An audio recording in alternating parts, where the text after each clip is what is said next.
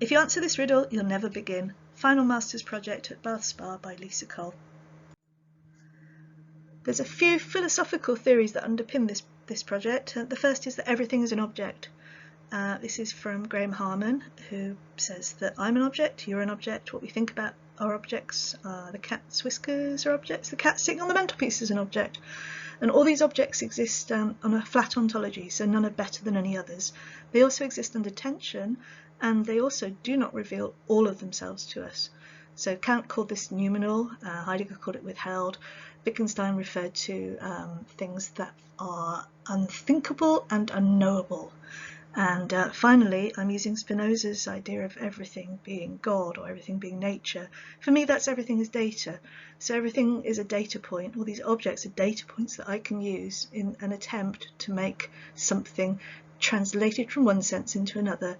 The idea being that in doing so, we may get a glimpse of the noumenal, or that hidden element of an object. So last time I started building little pots that were representations of people moving along on the street. So you can see top left, those are the desire lines of people walking along. And I use pattern cutting techniques and turned them into actual objects. And then below that, you can see I've got 4 objects. The 2 on the left are made from angry data and the 2 on the right are made from happy data.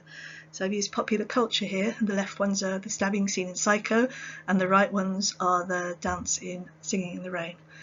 And then to start this project, I ditched data altogether and just used my own experiences, and that little lumpy thing you see there is actually my anxiety. So I manifested it as a 3-dimensional form. I don't have any visual imagination, but what I do have is songs in my head all the time. So I'm always plagued by some sort of music or sound or quote. And the one that's been plaguing me throughout this project, excuse me, is by the Incredible String Band, and it goes earth, water, fire and air, met together in a garden fair, put in a basket bound with skin. If you answer this riddle, you'll never begin.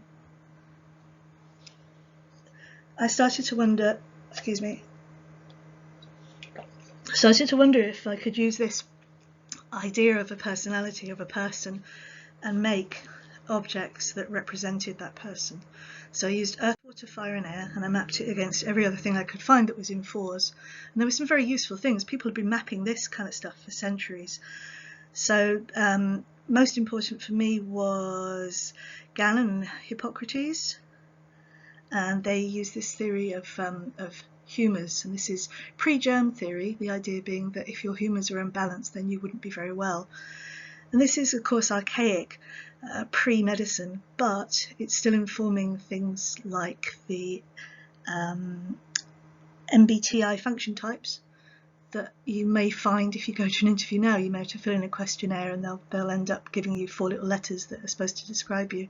They're all based on the same kind of thing. The most useful one for me was this idea that emotions have energy levels and they're either positive or negative. So this is from the Powerful Engagement in 2003. And it's actually a book about productivity. The idea being that you, if you can manage your emotions rather than your time management will get better and you'll be more productive. But they classified emotions as being either high energy and positive, or low energy or negative, or somewhere in the middle. And that was incredibly useful for me. That enabled me to start mapping all the elements against everything else, and I came up with 4 individual objects that represented each quarter of the circle. So at the top you see earth, and that is for me grounded. To the left you see west, which is water, which is broken. South is rage, which is fire, and to the east we have air, which is happiness. So I'm going to go through them one at a time now. The first is earth, and this is grounded. So all the data that I picked up and all the cross-referencing I did led me to believe that this piece of work should be around feeling safe and secure and grounded. And for me that's having a few more than 1 tin of tomatoes in the cupboard. So I've based this around a shopping trip, and you can see where I've drawn my shopping trip on the clay, and it's meandering. I go to the reduce section and then I look around and patch it with other things that are missing, and then I go to the other reduced section, and then I go back to them just before I finish shopping to make sure I haven't missed anything. And if you go to Lidl, they do these £1.50 veg boxes, and you have to go out of the checkout and then back in again. So that's why there's a little gap at the very bottom right of that shape. The construction method here is to take the elements out, invert them, and then place them around the other way in as much of a grid formation as I possibly could, referencing the grid formation of a supermarket. Also with this shape I wove it from willow and from other plants in my garden, and then I let the garden grow over it as a kind of collaboration between me and between nature. So that's earth, and it's grounded. It's made of black Vulcan unfired clay. The next one is water, which is broken for me, and this is Insomnia. It lies to the west. It's based on my Fitbit data around how little I sleep. I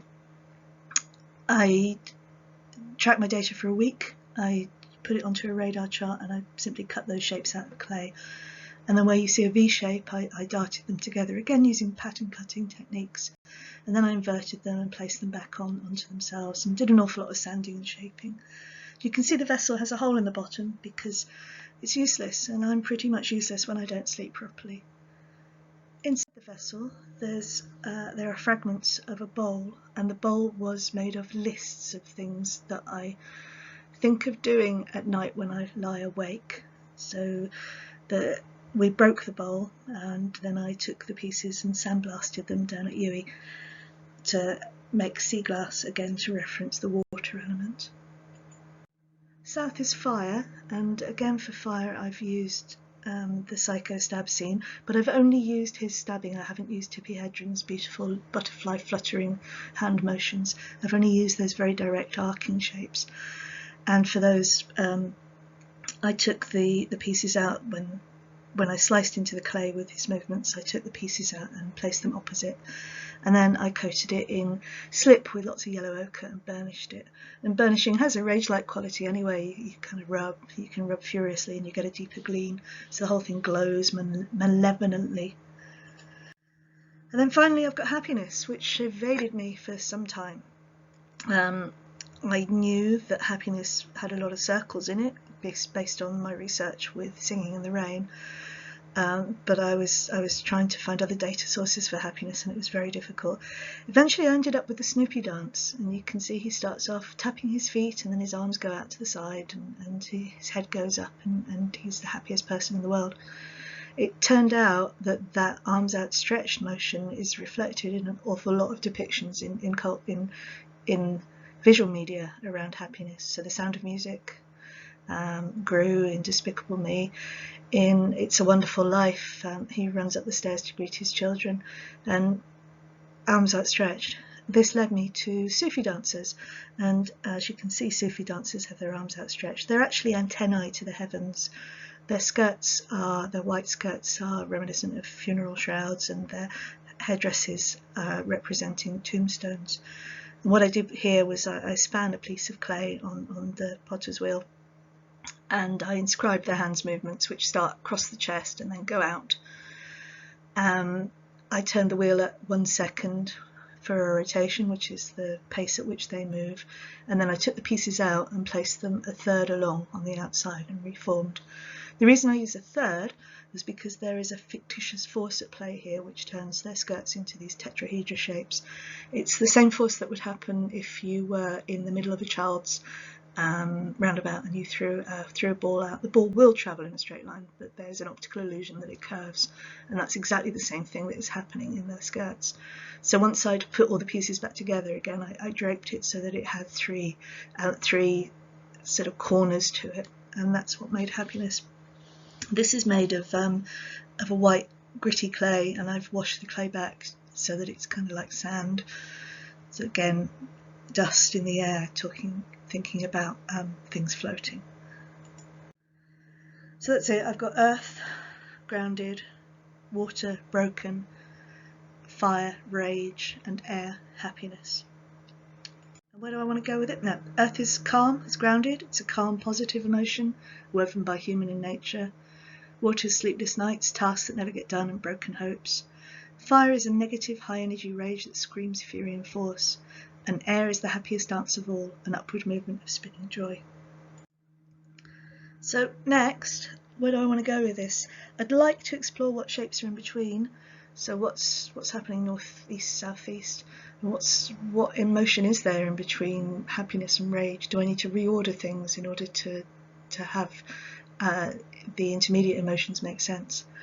What else correlates? So we've got 4 horsemen, we've got mathematical functions, the structural base of DNA is based on 4 chemicals, we've got 4 dimensions, 4 states. What other things can I use as data sources to inform these shapes? And how can I develop a more analytical approach to the mapping?